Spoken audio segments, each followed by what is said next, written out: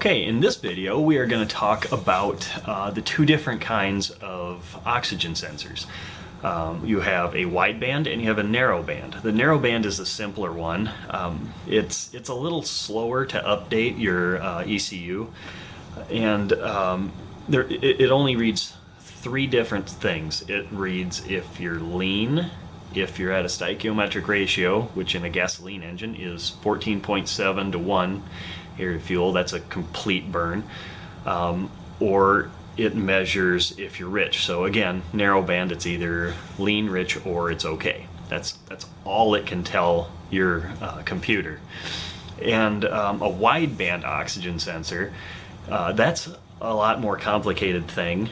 It takes a while to heat up, first of all, so in that sense it's a little slower, but the benefit of a wideband oxygen sensor is it tells you exactly what your ratio is. Instead of just being lean, fat, or okay, it's this number to this number. You know, you get like, you know, a 10 to 1 or the perfect gasoline 14.7 to 1 or 16 to 1, any number. It will tell you exactly what your air-fuel ratio is. And again, they do have to heat up an element to read correctly.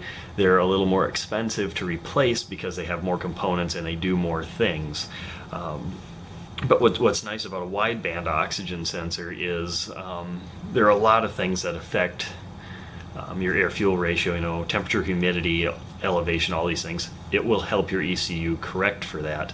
Whereas, you know, a narrow band, it just kind of guesses, and it depends a lot on if you're doing open loop or closed loop EFI, which will be in another video.